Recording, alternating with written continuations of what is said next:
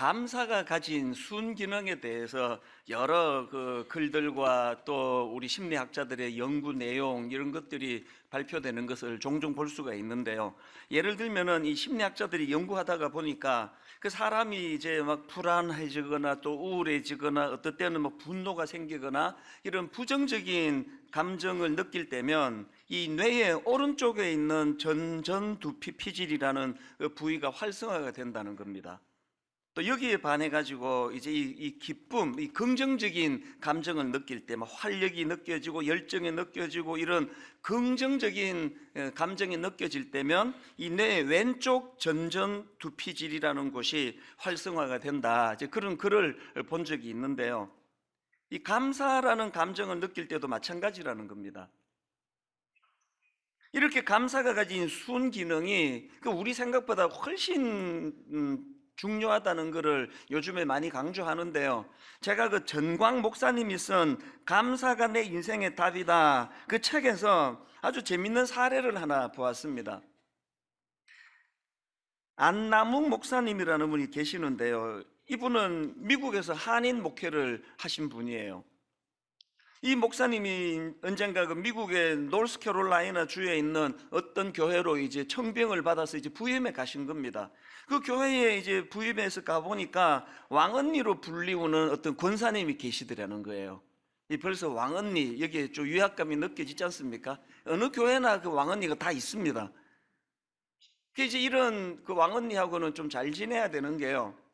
이미 이 목사님이 부임하기 전에 그 왕언니가 담임 목사 3명을 쫓아낸 경력이 있는 분이라는 거예요.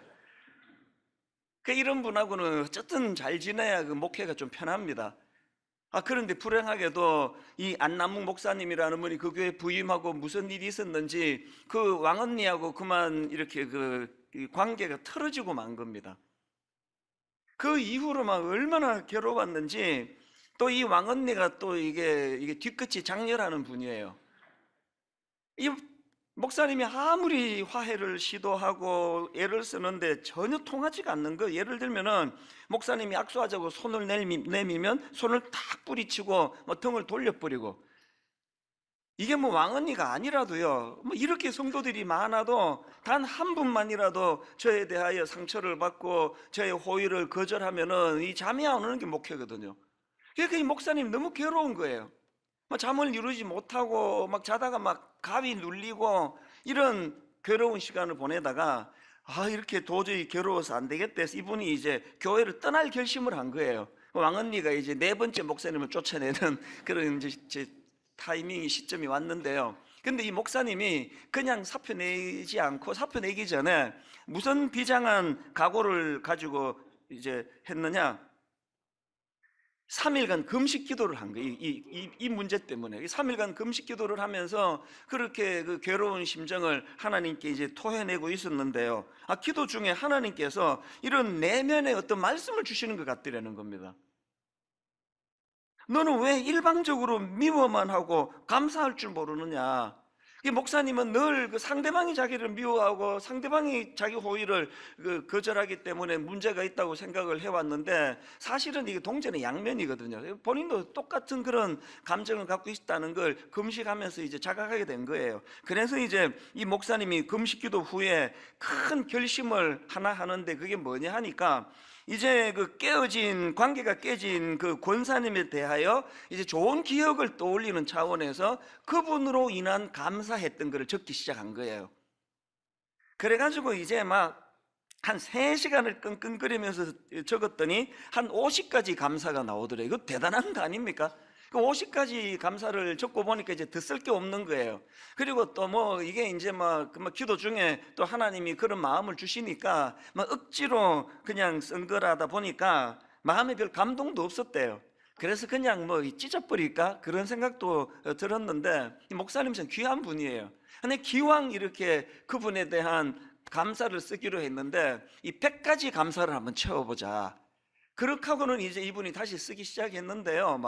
막 쥐어짜고 그래 가지고 보니까 한 80개 정도를 썼는데 더 이상은 안 나오는 거예요. 80개 이상. 그래서 이제 막 이분이 막 괴로워 가지고 막 누웠다가 일어났다가 앉았다가 일어났다가 막 그야말로 막 낑낑거리면서 너무 이제 그런 괴로움 속에서 이거를 적어 내려갔는데요, 결국은 100가지 감사를 다 채운 거예요. 그러고 보니까 그게 새벽녘이더라고요. 새벽녘. 이게 참 귀한 분 아닙니까? 그렇게 100가지 감사를 다 이제 완성하고 감사를 채우고 나니까 그 왕언니가 변화가 되기 전에 먼저 이제 이 목사님에게 변화가 찾아온 거예요. 비록 억지로 쓴 거기는 하지만 계속 그 상대방의 좋은 점을 찾아내려고 막 쥐어짜듯이 그렇게 하다가 보니까 이 목사님 마음에 문득 무슨 생각이 드는가 하니까, 그 권사님도 나름 괜찮은 면이 많은데 내가 왜 이렇게 미워만 했을까? 그 좋은 점을 보지 못하고 왜 그렇게 미워하는 마음만 내가 가졌을까? 그런 생각이 드는 순간에 이분이 퍼뜩 깨달은 게 뭐냐 하니까, 그쵸, 참 중요한 포인트로 생각합니다. 이런 걸 깨달았대요. 자기 눈에 그 권사님에 대하여 이 미움이라는 안경이 씌워져 있었다는 걸 깨닫게 됐다는 겁니다. 굉장히 중요한 포인트예요. 사실은요, 무슨 사건으로 어떤 사람하고 관계가 깨지는 순간 그 사건이 큰 사건이었기 때문에 그 순간에 그 사람에게 미움이라는 안경이 씌워져 버린 거예요. 빨간 안경을 쓰면 아무리 흰색을 봐도 다 빨간 거 아닙니까? 한번 미움의 안경이 씌워지면요, 그 사람 하는 모든 게 미워요. 오죽하면 준 것도 없는데 밉다는 말까지 나오겠냐고요. 그 안경을 써서 그래요. 그래서 이제 이 목사님이 많은 깨달음을 얻었는데, 이제 문제가 뭐냐, 그 권사님이 너무 무서워가지고 이걸 전해줄 수가 없는 거예요. 그 마음을 전해야 되는데, 그래서 이제 용기가 안 나서 직접은 못 전하고 새벽에, 다 자는데 새벽에 그 권사님 집으로 가. 미국은 이제 그 집집마다 우체통이 길거리 이렇게 있지 않습니까?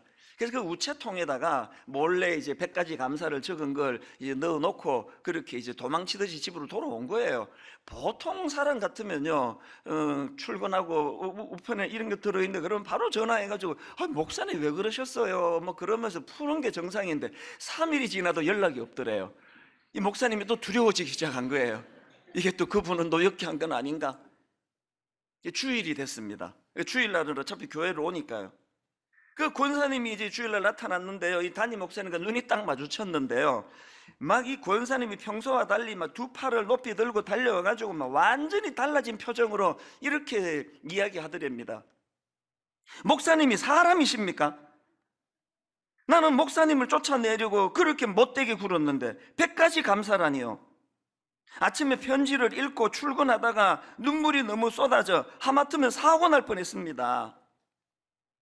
그래서 100가지 감사로 말미암아 그 권사님하고 극적으로 화해가 이루어진 거예요. 그래서 이 목사님이 거기에서 너무나 중요한 깨달음을 얻어가지고 이분이 지금 한국에 오셔가지고요, 100감사 운동을 펼치고 있습니다. 지금 군부대 뭐 이런 기업체 이런 데를 가면서 막 굉장히 놀라운 일들이 일어나고요. 저희 교회도요, 이제 오는 고난주간에 100감사 제작 중입니다. 여러분들과 더불어 이제 함께 할 거예요. 그래서 제가 그 글을 읽으면서 너무 마음에 감동도 되는데 성경 두 군데가 탁 떠오르는 겁니다. 하나가 디모데전서 4장 4절 5절이에요. 하나님께서 지으신 모든 것이 선함에 감사함으로 받으면 버릴 것이 없나니 하나님의 말씀과 기도로 거룩하여짐이라. 이거 대인관계도 그대로 적용되는 말씀 아닙니까? 어떤 경우라도 감사함으로 받으면 버릴 게 없습니다. 자기 눈에 미움이라는 안경이 씌워져 가지고 어려워지는 거 아닙니까? 그래서 우리가 대인관계 속에서도 하나님의 말씀과 기도로 거룩함을 가지고 그 미움의 안경을 벗어내고 감사함으로 상대방에게 다가가는 이 훈련이 필요하다. 근데 그걸 깨달은 겁니다. 그런가 하면은 또 성경 한 구절이 더 떠올랐는데, 그게 오늘 본문 데살로니가전서 5장 16절부터 18절입니다. 항상 기뻐하라, 쉬지 말고 기도하라, 범사에 감사하라. 이것이 그리스도 예수 안에서 너희를 향하신 하나님의 뜻이니라. 그 안나무 목사님이라는 분의 그 사례를 통해서 뭘 외워야 됩니까? 여러분, 오늘 대인관계에 어려움이 있으면 그걸 인간관계로 풀려고 애도 써야 되지만 믿음이 작동이 돼. 믿음이 작동이 되기 위해서는 3일 금식이라고 하는 그 믿음의 도구를 가지고 그분에게 다가간 거 아닙니까? 그리고 더 중요한 거, 이 목사님이 3일 금식이라는 그 영적인 행위를 가지고 하나님께 의뢰했더니 하나님에 대하는 100가지 감사를 기록하라는 답을 주신 거 아닙니까? 여러분, 다시 말씀드립니다. 디모데, 아까 방금 읽었던 디모데전서 4장 4절 5절에 하나님께서 지으신 모든 것이 선함에 감사함으로 받으면 버릴 것이 없나니. 여러분, 우리가 대인관계, 내 일상생활, 내 삶에 찾아온 어떤 고통, 이 모든 일들을 이 감사함으로 받는 이 훈련이 필요하다. 그래서 오늘 여러분, 분당 우리 교회는 중요한 선언을 제가 오죽 중요하면 설교 제목을 그렇게 잡았겠습니까? 감사 목회를 선언합니다. 저는요, 지난 가을부터 지금 5, 6개월을 내가 이 순간을 기다려왔습니다. 사실은 지난 가을에 하나님이 제 마음에 감사 목회를 주셨어요. 그래서 뭐 책을 감사하고 관련된 책을 이만큼 구입했습니다. 계속 읽어가고 또 성경 안에 너무나 많은 감사하라는 말씀들이 있는 거예요. 그래서 저는 사실은 송구 영신 예배 때 이제 감사 목회를 선언합니다라고 그렇게 준비를 했는데, 하나님은 항상 저보다 더 지혜로우신 분이에요. 그 하나님께서는 감사 목회를 선언하기 전에 영적인 각성을 우리에게 주시고 전 교회적으로 금식하게 하시고 전 교회적으로 그렇게 하나님 앞으로 정결하게 나가기를 지난 몇 달 동안 해 오셨고요. 전에도 말씀드렸잖아요. 파도는요, 하나님이 일으키세요. 담임 목사가 뭐 선포한다고 이거 일으키시지 않습니다. 파도는 하나님 일으키시고 우리는 거기에 파도 타기를 하는 거예요. 원래 들어와가지고 하나님이 분당 우리 교회에 일으켜 주시는 그 파도로 말미암아 첫 번째 파도 타기가 지금 하고 있는 드라마 바이블이라는 그 좋은 도구를 가지고 공동체적으로 성경 읽기를 지금 하고 있는데, 여기저기에서 막 매일매일이 저는 기쁨의 삶이에요. 첫 번째 파도 타기 성경 읽기라면, 이제 오늘 두 번째 파도 타기인 내 삶을 이 감사로 채우는 거, 이 감사 생활, 이 두 번째 파도 타기, 이 감사 운동이 벌어지기를 원합니다. 저는요, 분당 우리 교회가 앞으로는 모든 바탕색이 감사기를 바랍니다. 다락방 감사라는 바탕 안에서 모든 행위가 이루어지기를 바랍니다. 여러분의 가정이, 부부간에, 자녀와 부모 사이에 이 감사가 물밑에 흐르는 가정이 되기를 저는 바랍니다. 모든 내 목회의 밑바탕은 다 감사로 이루어지도록. 그래서 저는 이미 지난 5, 6개월 동안에 마음으로 많이 제가 시도도 하고 애를 써봤거든요. 우리 자녀들에게 요즘에 뭐 그 한창 대학생들이 셋이나 되니까 이런저런 뭐 그 갈등이 얼마나 많습니까? 갈등이 있을 때마다 제 마음으로 감사를 선언하고 그 아이에 대해서 감사를 내가 기뻐하고, 그리고 이제 이따가도 말씀드리겠습니다만 이제 분당 우리 교회 가정 예배가 정말 좋은 대안이 마련이 됐습니다. 이제 이 감사라고 하는 도구를 가지고 온 가족이 일주일에 한 번씩,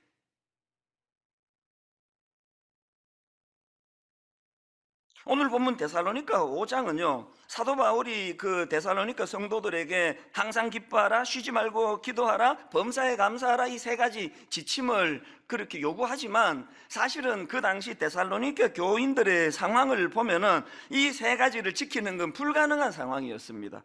왜냐하니까 그들은 지금 고통 중에 있습니다. 핍박 가운데 있습니다. 데살로니가전서 1장 6절을 보십시오. 또 너희는 많은 환난 가운데서, 또 3장 3절, 아무도 이 여러 환난 중에 흔들리지 않게 하려 함이라. 그 세워진 지 얼마 되지도 않는 데살로니가 교회 입장에서 감당하기 어려운 외부의 핍박이 오고, 그 지도자 바울은 그 상황에 이끌려 가지고 그냥 교회를 떠나가 있고, 이런 여러 가지 핍박 중에 있던 상황이에요. 근데 어떻게 지금 이런 핍박 중에 있는 그 성도들을 향하여 항상 기뻐해라, 쉬지 말고 기도해라, 범사에 감사하라, 이런 지침을 줄 수 있는가? 이게 어떻게 이게 지킬 수 있는 가능성이 있는 건가? 이 불가능한 거 아닌가? 그런 생각을 하다가 제가 발견한 게 아까 읽어드린 데살로니가전서 1장 6절 말씀이란 말입니다. 다시 한번 보십시오. 여기 대안이 있습니다. 또 너희는 많은 환난 가운데서 성령의 기쁨으로 말씀을 받아. 여기 보니까요, 5장에서 이 항상 기뻐하라는 지침을 주기 전에 그들은 그런 삶을 살고 있었습니다. 어떻게 가능했느냐? 성령의 기쁨으로 말씀을 받아. 무슨 말입니까? 성령님이 주시는 기쁨. 분당 우리 교회 뭐 감사 운동 하자고 해서 이게 되는 거 아닙니다. 우리는 지금요, 죄성으로 말미암아 전 체질이 그냥 원망하고 불평하는 게 막 길이 너무 잘 나 있는 사람들인데, 앞에서 뭐 감사합시다, 이게 될 게 아니에요. 그러므로 내가 가진 어떤 뭐 교양의 힘, 가정교육 이게 아니고요. 이번 감사운동이 성공하려면 성령이 주시는 이 성령, 초자연적으로 성령이 역사하시고, 이 말씀 그대로예요. 성령께서 성령의 기쁨으로 말씀을 받아. 드라마 바이블을 읽을 때마다 그냥 뭐 시간 내가지고 읽는 그것도 고맙지만요, 아버지 이번 기회에 내가 이 말씀을 통해서 내 삶에 온전한 감사가 회복되기를 원합니다. 성령님, 이 은혜의 길로 인도하여 주시옵소서. 이런 사모함을 가지고 성경을 읽어 나갈 때에 우리도 데살로니가 교회 성도들처럼 그 극심한 고난 속에서도 기쁨으로 서로 교제할 수 있는 그런 삶을 누리게 된다는 그 얘기예요. 17절에 나오는 쉬지 말고 기도하라는 말씀도 마찬가지입니다. 쉬지 말고 기도하라는 게 그냥 뭐 기도원에 들어가가지고 막 하루 종일 기도해라는 그런 뜻이 아니에요. 여기 나와 있는 쉬지 말고 기도하라는 이 말씀은 영향력에 관한 문제입니다. 그만큼 하나님을 의식하는 삶을 살라는 거예요. 그만큼 하루 삶 가운데 하나님에 대한 의존도를 높이며 살라는 거예요. 존 파이프 목사님이나 팀 켈러 목사님이 내놓은 분석들이 이게 100% 동의가 되는 거 아닙니까? 18절에 나오는 범사에 감사하라는 말씀도 마찬가지예요. 삶 속에 늘 하나님을 의식하고 그분에 대한 의존도를 잃지 않으면, 그러면 우리도 고난 속에서도 감사할 수 있다는 거예요. 이걸 삶으로 보여주신 분이 사도행전 16장에 나오는 바울과 실라예요. 자, 사도행전 16장 22절에 지금 그들이 어떤 고초를 겪는지 한번 보십시오. 무리가 일제히 일어나 고발하니 상관들이 옷을 찢어 벗기고 매로 치라 하여 많이 친 후에 옥에 가두고 간수에게 명하여 든든히 지키라 하니, 그가 이러한 명령을 받아 그들을 깊은 옥에 가두고 그 발을 착고에 든든히 채웠더니, 지금 복음 전하다가 엄청나게 곤욕을 치르고 핍박을 당하고 두들겨 맞고 그렇게 하고 지금 감옥에 들어가 있는 상황이에요. 그 상황에서 그들이 어떤 태도를 취하느냐, 25절을 보십시오. 한밤중에 바울과 실라가 기도하고 하나님을 찬송하며, 여러분 상황을 뛰어넘는,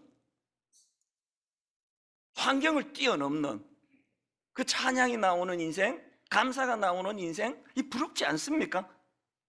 그래서 저는 오늘 이 선포가요, 우리 개개인의 삶에도 영향을 미치고 특별히 우리 가정에 영향을 미치기를 원합니다. 다락방에, 구역 모임, 이런 감사 목회가 그대로 잘 선포한 대로 이루어지기 위해서는 저는 골로새서 3장 16절 17절을 꼭 명심해야 된다고 생각합니다.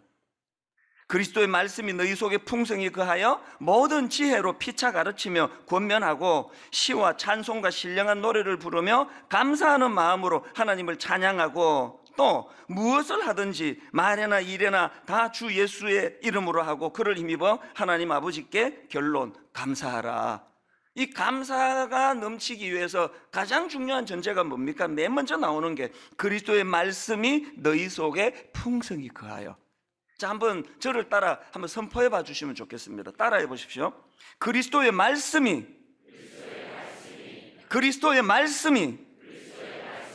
너희 속에 풍성히 거하여. 드라마 바이블을 가지고 막 꼭 그냥 200일 작전 그래가지고 뭐 200일 동안 구약 1독 신약 2독 안 해도 괜찮습니다. 또 어떨 때 바쁘면 또 건너뛰어도 돼요. 그 뭐 미분을 못 푸는데 내가 적분을 어떻게 풉니까? 성경은 그런 거 아니에요. 그냥 막 읽으면 돼요. 어디든. 이게 쌓이면 그냥 포기해 버리니까 이제 오늘부터 또 읽으시자고요. 그래서 우리가 어떻게 해야 돼? 우리 목표가 우리 내면에 그리스도의 말씀이 풍성히 거하는 거예요. 그리고 그 말씀을 가지고 자녀들을 권면하고 다락방에서 말씀을 나누고 하면은 공동체적으로 그 감사가 흘러 넘친다는 겁니다.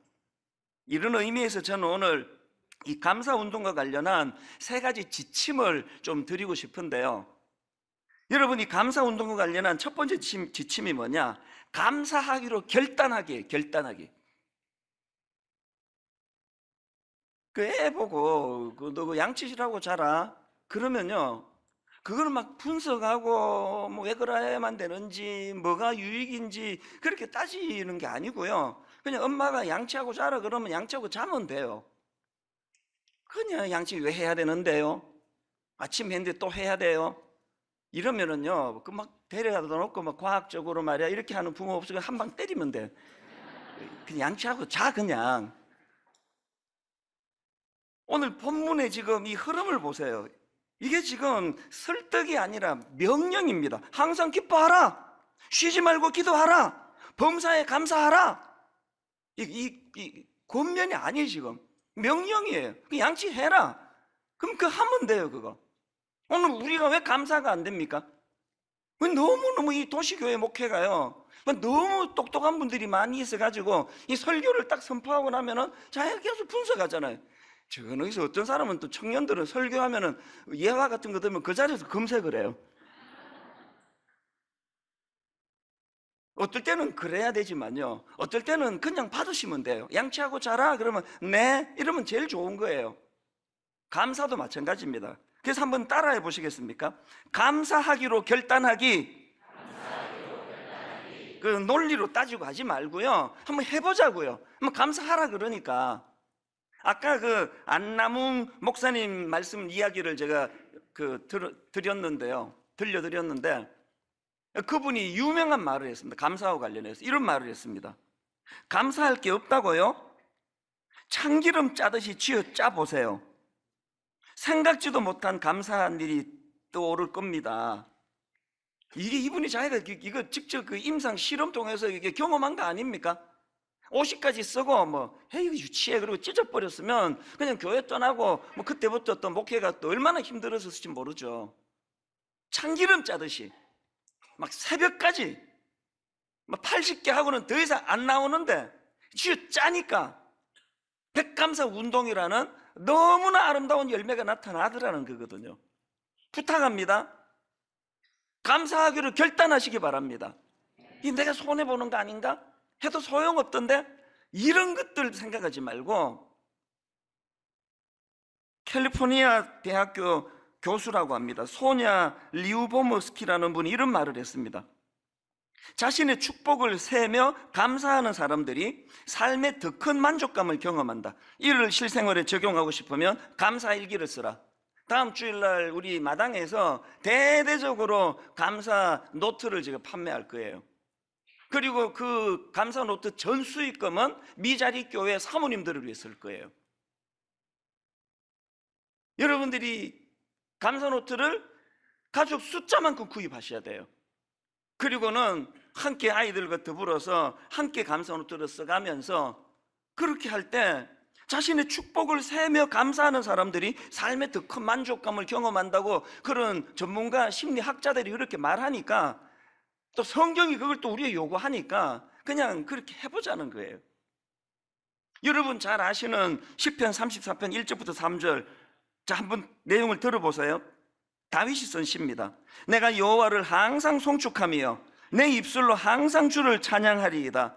내 영혼이 여호와를 자랑하리니 곤고한 자들이 이를 듣고 기뻐하리로다. 나와 함께 여호와를 광대하시다 하며 함께 그의 이름을 높이세. 이 그냥 읽으면은 평이한 성경인데요, 조금 가격이 있는 성경을 보시면요, 여기 시편 34편하고 파란 글씨로 이 설명 하나가 붙어 있습니다. 시편 34편에 이렇게 설명이 되어 있습니다. 다윗이 아비멜렉 앞에서 미친 채 하다가 쫓겨나서 지은 시. 왕이라는 사람은 자기를 못 잡아먹어가지고 죽이려고 지구 끝까지 내가 추적해서 너 잡겠다 그러고, 다윗이 도망가다 안 돼가지고 너무 다급하니까 적지로 뛰어든 거 아닙니까? 그리고는 그 위험성을 인식하고 지금 목숨 부지하겠다고 침을 질질 흘리면서 그 미친 사람 행세해가지고 지금 겨우 목숨을 건진 상황이에요. 여성도 그렇지만 내가 남자다 보니까 남자들은요, 자존심이 무너지면 다 무너져요. 여기 누가 제 설교하는데 어떤 분이 한번 올라와가지고 내 뺨을 한 대 올려치면서 설교 그따위로 하느냐고 한마디만 하면요, 한 1년 제가 강단에 못 쓸 거예요. 다윗이 지금요, 모든 자존심이 다 무너진 거예요. 그 구차하게 목숨 부지하겠다고 저 앞에서 침을 질질 흘리는 그런 수치스러운 일을 경험한 그 순간에 어떻게 이렇게 감사와 찬양이 넘치는 시를 쓸 수 있었냐, 이 미스테리 아닙니까? 이게 어떻게 가능했느냐를 제가 가만히 보니까 1절에 답이 있더라고요. 1절에 1절을 다시 한번 보세요. 내가 여호와를 항상 송축하며 내 입술로 항상 주를 어떻게 하겠다고요? 찬양하리이다. 먼저 자기가 그렇게 하겠다고 결단한 거예요. 내가 어떤 상황에서도 내가 감사와 찬양을 잃지 않겠다고 자기가 그렇게 결단하고 선포한 거예요. 결단하고 선포하니까 그렇게 그냥 수치스러운 자리에 빠져 죽고 싶은 그 상황에서도 감사가 나오더라는 겁니다. 왜 제가 감사하기로 결단하자는 게 왜 중요한지 아시겠습니까? 시편 44편 8절에도 보니까 우리가 종일 하나님을 자랑하였나이다. 우리는 하나님의 이름에 영원히 감사하리이다. 그렇게 한번 결단해 보세요. 어떤 상황에서도 내가 하나님께 감사하고 찬양하겠노라고 거기에 능력이 나타날 줄로 믿습니다. 그런가 하면 두 번째로요, 감사 운동과 관련한 지침이 하나 더 있습니다. 감사 습관 만들기예요. 결단만 한다고 되는 게 아니에요. 그 유진 피터슨이 메시지 성경을 썼는데 거기에 보면 오늘 본문은 이렇게 의역합니다. 내용을 잘 보세요. 무슨 일에든지 기뻐하십시오. 항상 기도하십시오. 무슨 일에든지 하나님께 감사하십시오. 이것이야말로 하나님께서 그리스도 예수 안에 있는 여러분에게 바라시는 뭐라고요? 생활 방식입니다. 유진 피터슨이 미국 분이니까 영어로 썼을 거 아닙니까? 그래서 이 원서로 이거 어떻게 썼는가 보니까 이렇게 되어 있습니다. This is the way God wants you. 여러분, 감사가 뭐 여러 가지 해야 되는 것 중에 하나의 어떤 아름다운 덕목이 아니에요. 이건 하나님이 예수 믿는 자들이 가져야 되는 생활 방식이래요. 이 구현해야 된다는 거예요. 감사의 길을 만들어야 돼요. 죄성을 가진 우리는요, 너무 그 불평불만의 길이 너무 많이 만들어져 가지고요, 이거 뭐 그냥 뭐 생각 안 하잖아요. 그냥 뭐 툭 나오면은 불평은 그 너무 자연스럽게 나오는 거 아닙니까? 그건 하나님이 여러분께 바라시는 생활 방식이 아니에요. This is the way God wants you. 내가 변화받는 그리스도인이라면 반드시 이 감사의 길을 만들어야 돼요. 습관적으로 이걸 만들어내야 됩니다. 그리고 오늘 본문 기뻐하라, 기도하라, 감사하라, 이것들을 다 원어적으로 이게 다 현재형이에요. 이게 문법적으로 이게 뭘 의미하느냐, 이게 어떤 일회적인 권면이 아니라는 거예요. 단회적인 권면이 아닙니다. 이건요, 지속적인 권면의 성격이에요. 양치질은 어제 한 번만 하면 되는 게 아니에요. 매일 밤마다 해야 돼요.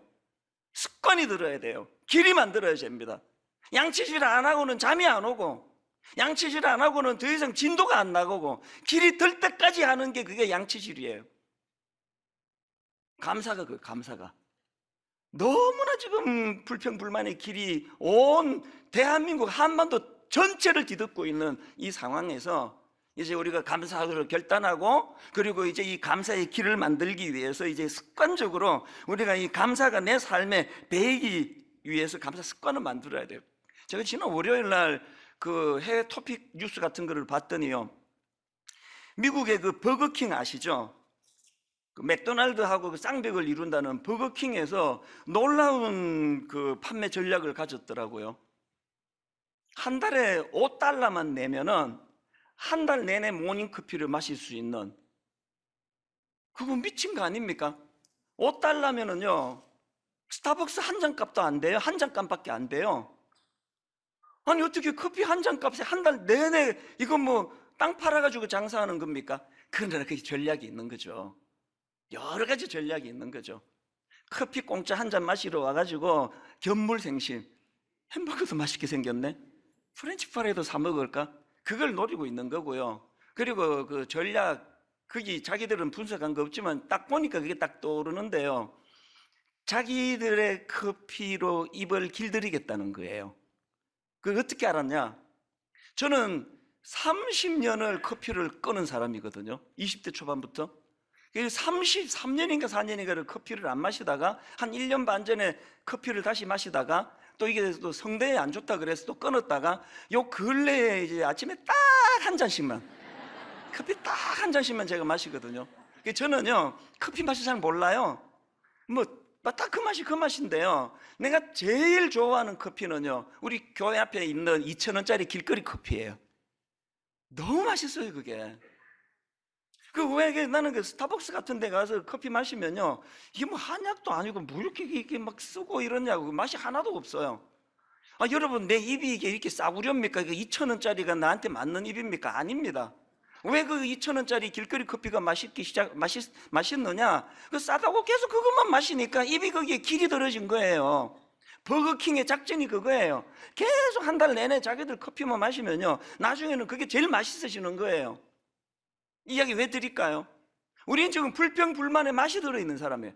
막 불평하고 막 누구 뒤에서 뒷담하면은 막 하늘 문이 열리고 성령이 비둘기같이 임해가지고 막 누구 욕할 때 막 얼마나 행복합니까? 막 아마 그냥 권사님하고 한 30분 욕하고 나면은 막 오늘 하루에 모든 스트레스가 다 날라갔다고. 뭐 그게 왜 그렇습니까? 그게 너무 입에 길이 들어서 그래. 길이 막 누구 막 칭찬하고 막 감사하는 거 하나도 안 기뻐요. 왜 그렇습니까? 길이 안 나서 그래. 길이. 이제 여러분, 메시지 성경을 다시 들어보십시오. 무슨 일에든지 기뻐하십시오. 항상 기도하십시오. 무슨 일에든지 하나님께 감사하십시오. 이것이야말로 하나님께서 그리스도 예수 안에 있는 여러분에게 바라시는 생활 방식입니다. 감사가 내 삶의 생활 방식이 될 때까지 포기하지 않고 감사를 추구하는 저와 여러분 되시기를 바랍니다. 마지막 세 번째로요, 이 감사 운동을 이웃에게 전수해 주기예요. 전수해 주기. 나만 고치는 거 아니, 이번 기회에 공동체적으로 선포합니까? 존 스토트 목사님이 데살로니가 전서 강해 그 책을 폈는데요, 오늘 본문은 어떻게 설명하는지 아십니까? 여기 항상 기뻐하라, 쉬지 말고 기도하라, 범사에 감사하라를 이렇게 분석합니다. 잠 들어보십시오. 바울이 여기서 사용한 동사들은 복수형으로 되어 있다. 그러므로 이 동사들은 개인적이고 사적인 것이기보다는 집합적이고 공적인 그리스도인의 의무를 묘사하는 듯하다. 20절에 나오는 예언이라는 말도 공적인 것이다.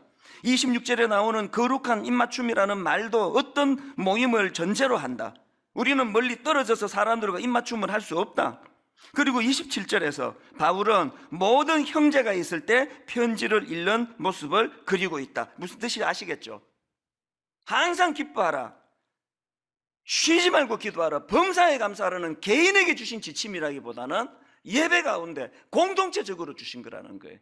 성경을 공동체적으로 읽어야 되는 것처럼 이 감사운동은 모든 교회가, 다락방이, 가정이 공동체적으로 추구해야 된다는 겁니다. 그래서 아까 존 스토트 목사님이 예를 들은 27절을 보십시오. 내가 주를 힘입어 너희를 명하노니 모든 형제에게 이 편지를 읽어주라. 공동체적이에요. 저는 꿈이 하나 있습니다. 먼저 우리 가정이요, 우리 집 애들이 다 이제 뭐 착하니까 그래도 이제 주일 저녁에 몇 시까지 모여라, 가정 예배 드리자. 그러면 착하니까 다 와요. 다 오는데 목사인데도 불구하고 그 모임을 영적으로 진행하는 게 너무 어려운 거예요. 그래서 제가 이걸 고심했는데, 이제 기대하시라 개봉박두, 다음 주일날 완벽한 가정 예배 제가 플랜을 다 만들어 놨습니다. 그래서 감사 노트를 구입하라는 거예요. 가정이 살아날 줄로 믿습니다. 한 주일에 한 번 자녀들과 더불어 이 감사를 매개로 해서 함께 같이 그런 아름다운 시간을 가진다고 할 때, 그리고 부부가 손을 맞잡고 감사를 매개로 서로 그것들을 나눈다 할 때 가정에 놀라운 변화가 일어나리라고 믿습니다. 한 가지 말씀만 드리고 이제 말씀을 마무리하려고 하는데요, 여러분, 아까 제가 우리가 이 감사가 살아나기 위해서는 성령의 기쁨으로 말씀을 받아 성령이 도와주셔야 된다고 말씀을 드렸고요. 그런가 하면 또 한 가지 이 감사와 관련해서 가장 먼저 회복해야 되는 건 십자가 은혜에 대한 감사의 회복이에요. 우리가 아직 연약할 때에 계약대로 그리스도께서 경건하지 않은 자를 위하여 죽으셨도다. 우리가 아직 죄인 되었을 때에 그리스도께서 우리를 위하여 죽으심으로 하나님께서 우리에 대한 자기의 사랑을 확정하셨느니라. 이 십자가 사랑에 대한 감사와 감격이 먼저 회복이 되면 나머지는 그냥 따라오는 거예요. 그냥. 여러분, 우리 교회에 강춘봉 할아버지 여러분 다 아시잖아요. 우리 교회에 하나님이 선물이라고 저는 생각합니다. 이 어른이 연세가 지금 94세 되세요. 그런데 2007년 11월 달로 기억하는데요, 급하게 연락이 왔습니다. 지금 이 할아버지 강충복 집사님이 지금 위독한 상태라는 거예요. 그래서 이제 가족도 잘 못 알아보시고 이제 지금 막 굉장히 다급한 상황이라고 연락이 오셔가지고 그렇게 응급실에 계시다 그래가지고 제가 거기를 갔습니다. 가족도 잘 못 알아보시고 왔다 갔다 하실 정도로 이 할아버지가요, 목사를 보더니 그 기계가 있는데요, 심장 박동이 막 달라지는 거예요. 너무너무 기뻐하고 너무 감사하고 하나님이 나를 사랑하셔서 이 목사를 보내주시는구나, 막 그 감격이 막 어쩔 줄을 몰라요. 막 어린애 너무너무 아름다운 그 어린아이의 모습이에요. 기도해드리고 가는데요, 내 마음이 너무 뜨거운 거예요.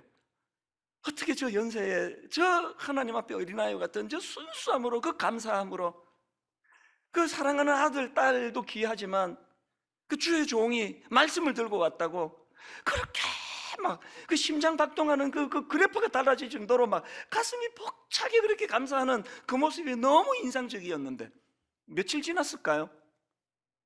그 가족이 문자를 보내왔습니다. 믿어지지 않은 문자가 왔어요.